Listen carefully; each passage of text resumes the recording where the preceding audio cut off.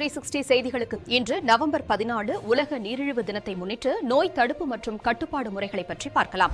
உலக நீரிழிவு தினம் ஒவ்வொரு ஆண்டும் நவம்பர் 14ஆம் தேதி அனுசரிக்கப்படுகிறது. இன்சுலின் கண்டுபிடிப்பிற்கு வழிவகுத்த சர் ஃப்ரெட்ரிக் பாண்டிங்கின் பிறந்த நாளை குறிக்கும் இந்த நாளில் உலகம் முழுவதும் நீரிழிவு நோய் குறித்த விழிப்புணர்வை ஏற்படுத்த சர்வதேச நீரிழிவு கூட்டமைப்பு வலியுறுத்துகிறது.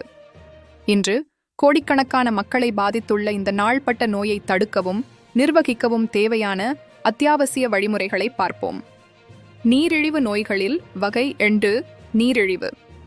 டைப் 2 டயபீட்டீஸ் என்பது பெரும்பாலும் வாழ்க்கை முறை மாற்றங்கள் மூலம் தடுக்கக்கூடியதாகும்.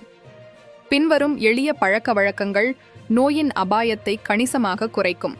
ஆரோக்கியமான உணவு முறையை பின்பற்றுதல், வெள்ளை அரிசி, மைதா போன்ற சுத்திகரிக்கப்பட்ட தானியங்களுக்கு பதிலாக பழுப்பு அரிசி, ஆட்ஸ், திணை வகைகள், சாமை, கேழ்வரகு மற்றும் முழு கோதுமை ஆகியவற்றை சேர்க்கவும்.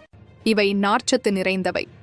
கீரைகள், அவரைக்காய், வெள்ளரி, காலிஃபிளவர் போன்ற மாவுச்சத்து குறைவான காய்கறிகளை உணவில் சேர்த்துக் கொள்ளுதல்.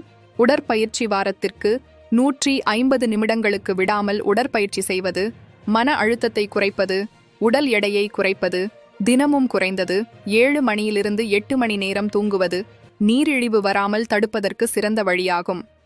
நேரத்திற்கு உண்பது அளவாக சாப்பிடுவது மற்றும் உணவை ஒரே நேரத்தில் அதிகமாக உட்கொள்ளாமல் சிறிய பகுதிகளாக பிரித்து குறிப்பிட்ட நேரத்தில் உண்பது இரத்த சர்க்கரையின் திடீர் உயர்வை தடுக்க உதவும்.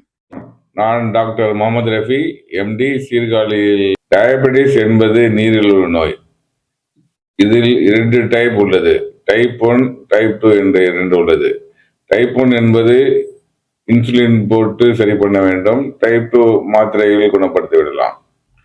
சுகர் லெவல் ஃபாஸ்டிங்கில் 110க்குள் இருக்க வேண்டும். சாப்பிட்டு 1.5 மணி நேரம் கழிச்சு அதுக்கு போஸ்ட் பிரண்டில் சொல்லுவாங்க, அது 140க்குள் வைக்க வேண்டும். இதை சுகர் லெவல் 350, 400 போய்விட்டால் kidney problem, heart problem, stroke, கண்ணில் ரெட்டினோபதி என்ற நோய், அப்புறம் ப்ரெஷர் ஏறிவிடும், பல நோய்கள் வரலாம். நம் மெயின் குறிக்கோள் சுகர் லெவலை 140க்குள் வைக்க வேண்டும் என்று கேட்டுக்கொள்கிறேன். வருது காரணம் என்றால் இன்சுலின் செக்ரேஷன் கணையத்தில் குறைந்து விட்டதால் அதை குளுக்கோஸை கண்ட்ரோல் பண்ண முடியாமல் சுகர் நோய் வருகிறது. இதுதான் முக்கிய காரணம்.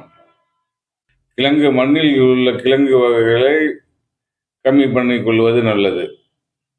உள்ள காலகட்டத்துக்கு அறவே இனிப்பு சேர்க்கக்கூடாது. உடற்பயிற்சி காலையில் 1 மணி நேரம், ஈவினிங் 1 மணி நேரம் உடற்பயிற்சி செய்ய வேண்டும். அரிசி வகை பொருட்களை சேர்த்து கொள்ளக்கூடாது. சப்பாத்தி அது போன்ற கோதுமை பொருட்களை சேர்த்து கொள்வது நல்லது. 90% தமிழ்நாட்டில் சுகர் பேஷண்ட் தான் இருக்காங்க. இதை கண்ட்ரோல் பண்ணனா, இதெல்லாம் பண்ணுனாக்கா கொஞ்சம் தள்ளி நம்ம இது பண்ணலாம். டயபெட்டிஸ் வந்தால் என்னென்ன அறிகுறி என்றால் நீர் ஜாஸ்தியாக போகும், யூரின் ஜாஸ்தியாக போகும், தண்ணி தாகம் எடுக்கும், பசி ஜாஸ்தியாக எடுக்கும். சமயத்தில் சில பேர்களுக்கு அரிப்புகள் வந்துவிடும். ஒன்றுக்கு போகிற இடத்துல அரிப்புகள் வந்துவிடும். இதுதான் கிளினிக்கல் சைன்ஸ் ஆஃப் டயபெட்டிஸ். இந்த உலக நீரிழிவு தினத்தில் அனைவரும் தங்கள் ஆரோக்கியத்தின் மீது கூடுதல் கவனம் செலுத்தி நீரிழிவு இல்லாத சமூகத்தை உருவாக்க உறுதியேற்போம்.